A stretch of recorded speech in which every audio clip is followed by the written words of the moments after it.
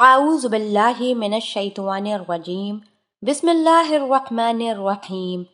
السلام علیکم ورحمۃ اللہ۔ پیارے بھائیوں اور بہنوں، میں امید کرتی ہوں کہ آپ سب خیر و عافیت سے ہوں گے۔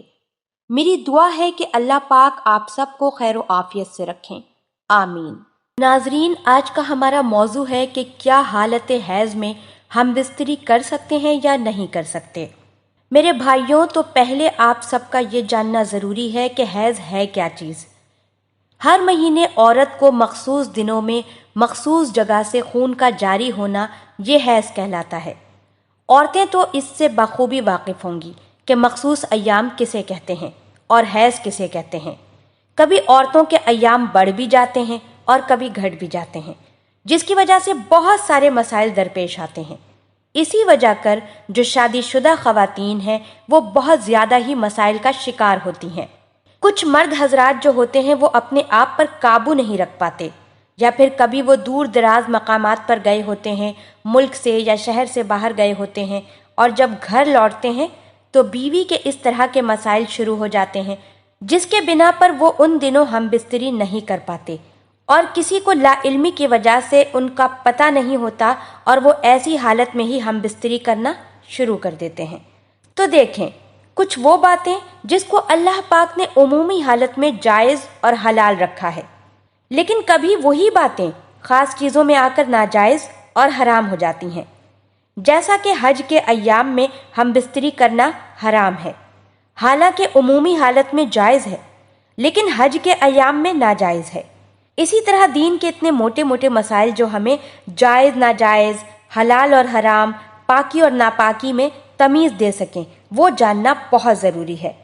لیکن آج ہمارا حال کیا ہے کہ ہم نے دین سے اس قدر لا تعلقی اختیار کر لی کہ ہمیں موٹے موٹے وہ مسائل جن کا ہمیں پتہ ہونا ضروری تھا، آج ہم ان سے ناواقف ہیں، اور اسی کی بنا پر ہم سے ایسے گناہ سرزد ہو جاتے ہیں جس سے ہمارا نکاح، ہمارا ایمان سب خطرے میں آ جاتا ہے۔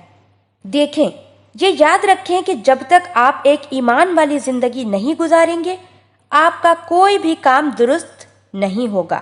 آپ مسلمان ہوتے ہوئے بھی مسلمان نہ ہو اور آپ کو پتہ ہی نہ ہو کہ آپ نے اپنی زبان سے ایسی کون سی بات کہی ہے جس سے آپ کا ایمان سلب ہو گیا ہے، جس سے آپ کا ایمان ختم ہو گیا ہے، جس سے آپ کا ایمان خطرے میں پڑ گیا ہے، تو یہ آپ کی بے وقوفی ہے، کم علمی ہے۔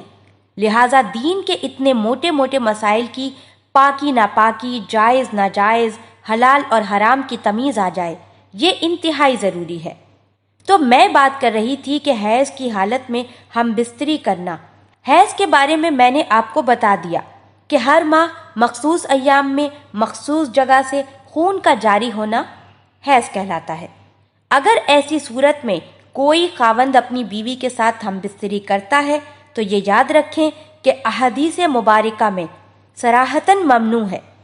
قرآن پاک میں بھی اس کا صراحتاً ذکر ہے کہ جب تک تمہاری عورتیں اچھی طرح پاکی حاصل نہ کر لیں تم ان کے قریب نہ جاؤ۔ قرآن کی آیت کے مطابق اللہ پاک نے فرمایا کہ جب تک وہ پاکی حاصل نہ کر لیں، اور ایسی پاکی کہ اس کے بعد کوئی خدشہ نہ ہو کہ اب ان کو دوبارہ حیض آئے گا، تب تک تمہیں انتظار کرنا ہے، جب تک کہ ان کا حیض مکمل طور پر منقطع نہ ہو جائے، یعنی ختم نہ ہو جائے۔ یہ ہمیں اب پتہ کیسے چلے گا؟ تو ہم اس کے ایام کو پہلے دیکھیں گے کہ اعداد عورتوں کی ہے کیا، 3 دن، 4 دن، 5 دن، 7 دن، 10 دن یا 9 دن۔ جب ہمیں ایام پتہ ہوں گے کہ مخصوص ایام ہیں کتنے، عادت ہے کتنی، پھر اس کے مطابق ہم حکم لگائیں گے کہ اب کتنے دنوں میں اس کا حیض بند ہوا ہے۔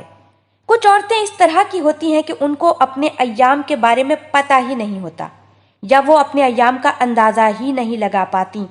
تو اس کا بہترین اندازہ یہ ہے کہ ہر مہینے کی انگریزی ماہ کا لے لیجئے یا اسلامی ماہ کا لے لیں، ہر مہینے کی آپ ایک تاریخ مقرر کر لیں، اور پھر اس میں آپ دیکھیں کہ آپ کو اس تاریخ کے اعتبار سے حیض آیا ہے یا نہیں آیا۔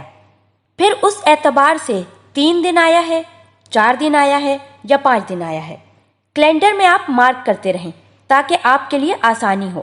جب تک آپ یہاں سے اندازہ نہیں کریں گی تو آپ کا یہ مسئلہ حیض کی حالت میں ہم بستری کرنے کا کبھی بھی ختم نہیں ہوگا۔ تو حیض کی حالت میں ہم بستری کرنا یہ انتہائی غلیظ کام ہے اور حرام کام ہے۔ اس کو رسول پاک صلی اللہ علیہ وآلہ وسلم نے انتہائی غلیظ ترین قرار دیا ہے، اور اگر کوئی جان بوجھ کر اس طرح کرتا ہے تو گویا کہ وہ اپنے اسلام سے خارج ہو گیا۔ اللہ پاک کے نبی رسول پاک صلی اللہ علیہ وآلہ وسلم نے فرمایا کہ اگر کوئی انسان حرام کام کو جان بوجھ کر کرے گا تو وہ دائرہ اسلام سے خارج ہو جاتا ہے۔ لہٰذا جس کو پتہ تھا اور اس نے اس وقت بھی حالت حیض میں ہم بستری کی تو اسے چاہیے کہ وہ کفارہ ادا کرے اور اللہ پاک سے توبہ کرے، اور اگر کسی کو نہیں پتہ تھا، غیر دانستگی میں اس سے یہ کام سرزد ہو گیا، تو ان سے گزارش ہے کہ دین کے ایسے موٹے موٹے مسائل جو آپ کی روزمرہ کی زندگی سے متعلق ہیں وہ آپ ضرور سیکھیے۔ اللہ پاک ہم تمام مسلمانوں کو دین کی سمجھ عطا فرمائے اور اس پر عمل پیرا ہونے کی توفیق عطا فرمائے، آمین۔